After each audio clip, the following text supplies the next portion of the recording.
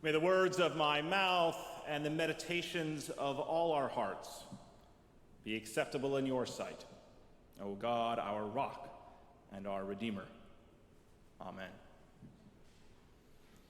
Well, this is, I must confess, one of the texts in the New Testament that I hold near and dear to my heart. There's incredible emotion and pathos in this text, and so I want to take a moment starting out to just walk through what's going on here. It begins, as Harold mentioned, with Jesus leaving a confrontation, a quite testy confrontation between both the scribes and the Pharisees. The scribes, the great Jewish leaders who had come up from Jerusalem to test him on an issue of the law. And following this, Jesus then withdraws. The Greek word specifically says withdraws, as though he's seeking shelter up to the coastal region of Tyre and Sidon. This is a region that's not predominantly Jewish. In fact, a Gentile region in Israel. You can sense almost as though that Jesus is exhausted from having to argue with people. I think all of us have been in that situation at one point or another. You're done arguing and you just want to get some time away, some time of peace and quiet. And as he's there, in that same region, as the text says, there's a woman, a Canaanite woman, listed as a Syrophoenician in the Gospel of Mark, but a Canaanite here. So she's a Gentile, she's a foreigner, and in fact, from a group of people that has a long-standing animosity with the Jews. According to tradition, this woman was a widow. Her circumstances were quite meager, and the text says that she has a daughter who is badly inflicted by a demon. Now, we don't know what this means. We don't know what being inflicted by a demon might mean for us today. Perhaps her daughter had some severe mental illness. Maybe there was some other chronic health condition that she suffered from. But I can't imagine what that would be like for a parent to have a child suffering constantly. Every day when you wake up, there is your child that you have to interact with and deal with and try and care for as best you can, and yet this daughter suffers day in and day out. The pain that she must have experienced, the sleepless nights, the agony. I know there are those of you out there who've had to deal with children struggling with various ailments. Just think of how it tears you apart. And so this Canaanite woman, hearing of this great Jewish healer, even though he's Jewish, decides to come and meet him. And the text says that she cried out, she shouted. It's a very different word here than the word they used to call out. She's crying out in desperation, and then she uses the phrase, Lord. She calls Jesus Lord as a Gentile. Lord, have mercy on me. It's the same Kyrie eleison, that same phrase that you say in the Christian service so often, the Kyrie eleison. These are the words that she uses when she confronts Jesus. And then Jesus is silent. In the face of this woman's plea for her daughter, Jesus is silent. I know people have had similar experiences of that, where you cry out to God for help, for something that's really important, that you really need, and what are you faced with? You hear nothing back. And so on that dusty road there, in this region outside Israel, the woman has to face that silence, but she doesn't give up.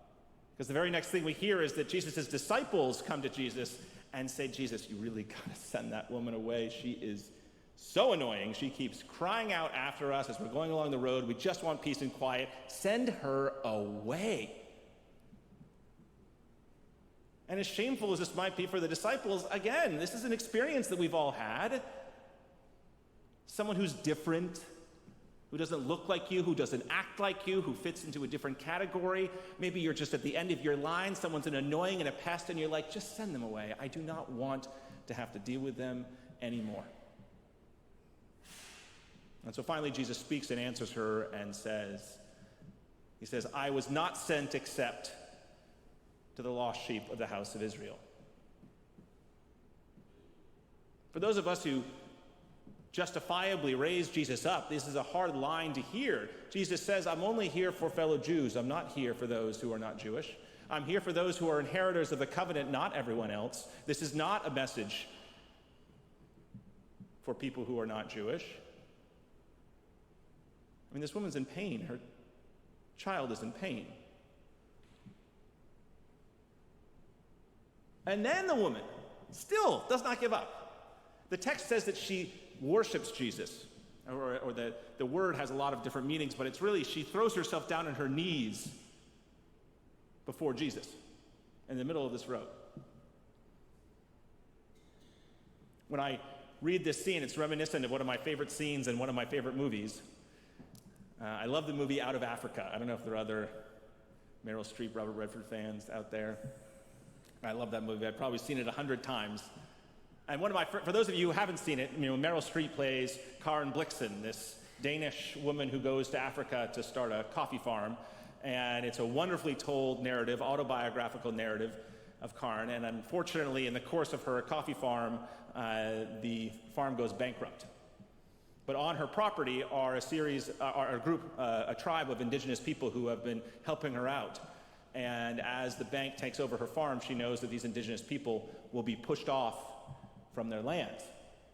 So towards the end of the movie, she's getting an audience with the new governor of Kenya, and she goes and she asks the new governor if he'd be willing to set aside land for these people. And the governor sort of pushes her away. And then here's this baroness. She then gets down on her knees before the governor. And it's like, life for women is very hard in Kenya. But I beg you to do this one thing for me. It's an incredibly moving scene. And then, of course, the governor pushes her off. But then the governor's wife steps forward and says, I promise I'll do what I can. You see that same motion here with this woman on her knees before Jesus. And then Jesus delivers what has to be probably the harshest line in the entire New Testament, one that has caused commentators pain for thousands of years. I mean, he says, it is not good, it is not noble, it is not right to take bread from children and then to throw it to the dogs. He's comparing the Canaanites to dogs.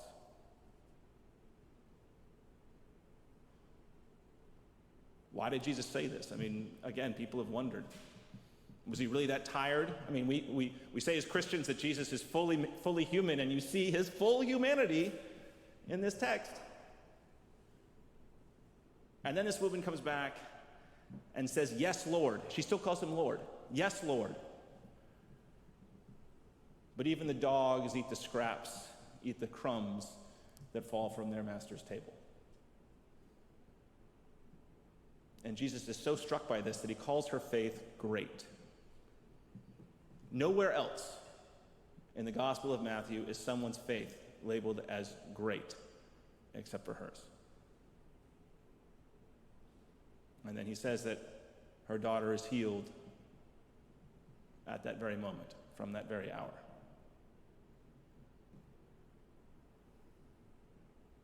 It's quite a text. The hero of the story is a woman in a time when women are marginalized in society. Here is a woman who forces Jesus to change his mind. In the Gospels, the only time I'm aware of where Jesus changed his mind. And he changes his mind to extend God's grace and mercy to all people. And it's because of this woman advocating for her daughter. Again, one of the great heroes in my mind of the New Testament. And so what is it that makes her faith great? Last week I talked about faith in the context of stepping out onto the Sea of Galilee, as Peter does. And here we have another example of faith that is great. What makes it great? What's interesting, one thing we can say is not true. Interestingly, it's not when she makes the confession of Jesus as Lord and Son of David. She calls him Son of David and Lord. So it's not this confessional statement. Again, as I said last week, there's this assumption that to have faith is to believe a certain thing. She believes that thing, but that's not what is labeled as great faith. not belief. And last week I proposed that a way that I like to frame faith, I proposed for all of us to think about, is loyalty and performance, if you recall. I know all of you were thinking about it this whole week. You're like, oh gosh, that sermon. Took notes. Faith is loyalty and performance, and we see that here very clearly. This Canaanite woman shows her loyalty to God and to Jesus by going forward. She really believes that this is going to happen. Her faithfulness leads her to say, I'm going to persist. She continues to persist and be loyal to that belief through the course of this passage in spite of her rejections.